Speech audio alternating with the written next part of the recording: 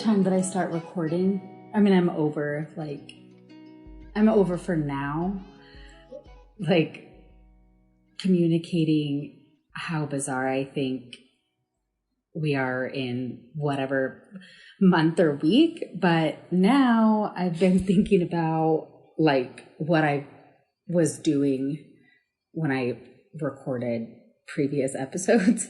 And I like to do that just to think about, like, number one, all of the cool shit that I do. And number two, all of the weird and mundane and, like, normal shit that I do too. Like, I just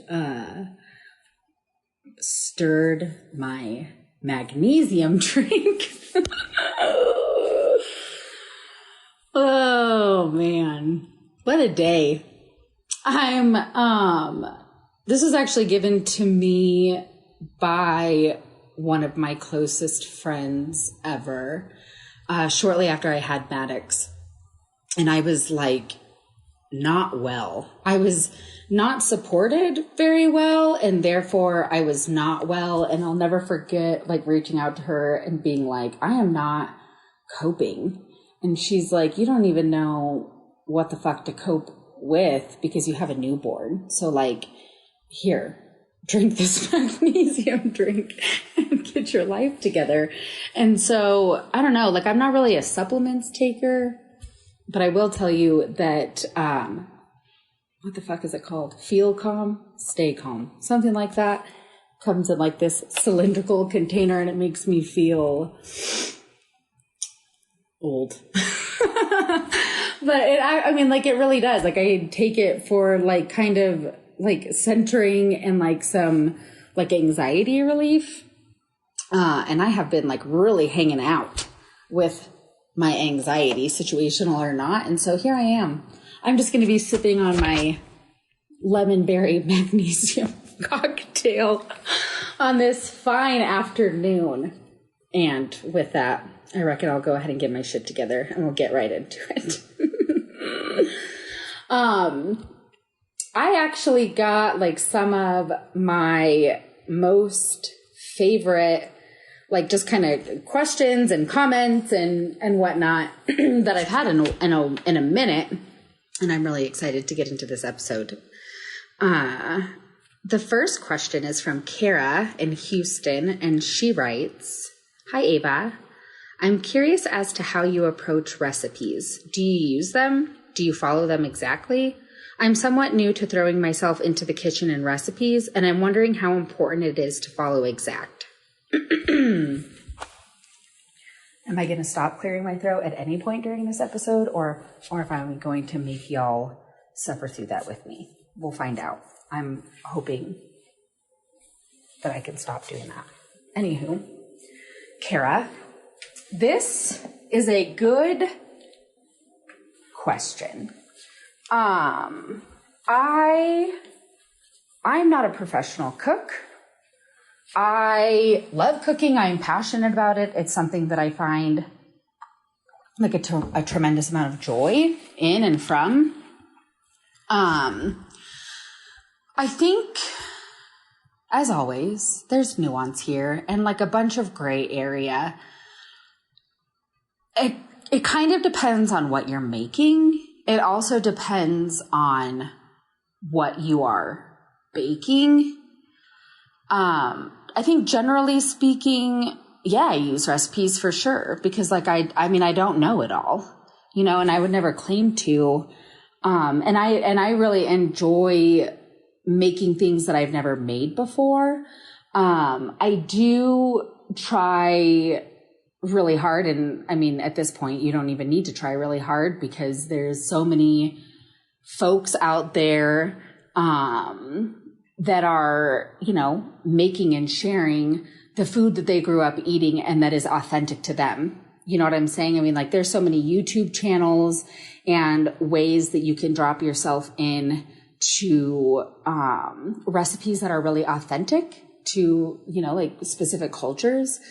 And so first and foremost, you know, depending on what you're making, I definitely recommend starting there when at all possible. You know, like if you're wanting to make, you know, traditional Korean food, I mean, let's do it right. You know, I mean, and also, and when I say let's do it right, like I said, so many people are sharing, both paid for and for free. But at the end of the day, I mean, you know, if you're tuning into people's YouTube channels and whatnot, that's huge, because if they're, you know, the things that they're creating and sharing are not already monetized, that gives them more of an opportunity to do so.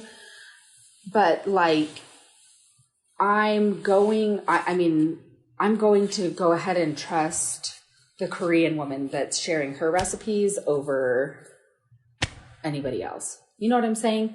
So first of all, start there. If you're new to cooking or new to a specific recipe, I'm going to go ahead and say yes. Follow the recipe exactly. And here's my take on why. Like, there are so many folks out there. If you ever go into like the comment section of the New York Times, like there's an app like full of recipes or whatever. It's $5 a month. And if you go into whatever specific recipe, there's always like a whole shitload of comments and commentary. And some of my most favorite, and I mean, you can find this across the board on any blog, recipe, whatever. If there's a comment section, I assure you that there is somebody in that comment section that's like, I subbed apples for butternut squash, and instead of using cumin, I used cardamom, and then I switched out the whatever kind of cheese for figs. You know what I'm saying? Like, I think there is a fine line between like approaching food and recipes with gusto and curiosity and like wanting to kind of put your own take on things. But like, if you're making something that you've never made before and you are using somebody else's recipe, whether or not you paid for it, if it was in a book or if you found it on a blog, and you are like taking completely out of context, you're preparing things in a different way, you are, you know, adding quadruple the amount of fish sauce, and then you're not adding any of the X, Y, and Z, and then you're like, this recipe was whack. Like, people have to stop this shit. I mean, it's like, that is like some of the craziest shit that I've ever seen, is like, I made this cake and I refused to use this, and then I added in this, and I baked it for only 10 minutes, and then I never let it cool, and I just whacked it out of the pan and it stuck, and then it didn't taste right. I just, you know what I'm saying? So like, whatever, follow a recipe, okay, for starters. And then if you make the recipe exactly to a T, and as you cook more and as you find your sea legs in the kitchen, and you're like, wow, I really have an affinity for fish sauce, or wow, I really love garlic, or you know what, like, I'm not like a big, huge fan of cumin. I think I'm going to scale back. I mean, do you understand what I'm saying? I mean, there's gray area here, but I think above all else, especially if it's something that's completely new to you that you've never made before, make it as is, make it as it's written, honor that recipe and the person that created it for you to consume and use, and hopefully share, right? Like, if you dig it. But yeah, you can't be like approaching things all willy-nilly until you have like some frame of reference. You know what I'm saying? Like, if you're making papaya salad before and you've never made it, and you just like leave out the chilies and the fish sauce, and then you're like, this is bland as fuck, that's not fair.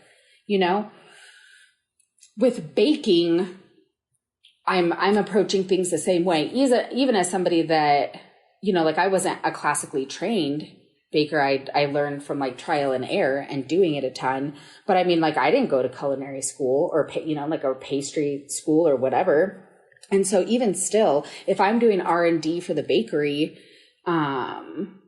which I mean, in terms of like products that I put out, I don't have like any brand new products, but yeah, I mean, like I'm following recipes, and then honestly, like I'm making them several times even to like really be able to understand the intricacies and finding the things that I really love about a recipe and the things that I don't. But as I'm sure you know, there's like a little bit more science that goes into baking. And so like you can't just be leaving out baking powder. You know what I mean? Like, I remember when I very first started baking, I mean, like as a child, and reading, you know, in every single recipe, I mean, as far as I know anymore, damn near, you know, like a cake recipe is going to call for salt. And I remember as a child being like, that's fucking weird. Why are we putting salt into a chocolate cake? But there's actually like a really great reason why we're putting salt in chocolate cake and whatever else, because it enhances the flavors of the chocolate and things like cinnamon and the sweetness in general, you know? And so I absolutely use recipes, like I said, because I'm not a professional. And there are so many things that I haven't made that I love, that I, you know, want to make at some point. I mean, I have like a whole fucking folder in my phone of recipes that I want to make and try, because like, yeah, I'm not an expert and I love to cook. And I know without a shadow of a doubt that somebody has done it better before me. So like, let me give it a chance and make it a few times. And then I can go ahead and decide if and where, you know, there's like necessity to scale or enhance. You know what I mean? I hope that helps. I am excited for you in your kitchen journey and as you get in there and explore. And I think that you will build more confidence in yourself. And I think that you will find yourself trusting yourself a little bit more, and also just enjoying the process if you can ultimately give recipes a chance. And don't be scared, you know, get in there, but get in there the way it's written the first few times and then decide. Anywho. Oh man. All right. The next one says, hey, but I remember you gushing about the buttermilk chicken, and it's on my list for things to make for fall. What are your favorite side dishes? So this is in reference to Samin Nosrat's buttermilk roast chicken. And when I tell you that it is the roast chicken, it just is. And that's my point blank. That's the hill that I will die on in terms of roast chicken. I don't fuck with any other roast chicken recipe. Honest to God, I think that maybe before this recipe, for whatever reason, roasting a whole chicken, you know, even as recent as like 3 years ago, was hella daunting to me. I was like, you're just going to put a whole ass chicken in. How do we know when it's done? You know what I mean? Like, what if the skin is flappy? What if, like gross and slimy?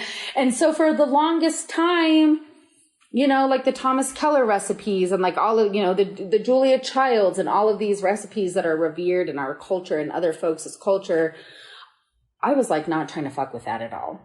And then I want to say maybe for real, I have made maybe one other roast chicken recipe in my whole life. I can't even tell you what that is. But Samin's roasted chicken recipe, y'all, it just doesn't need to be fucked with.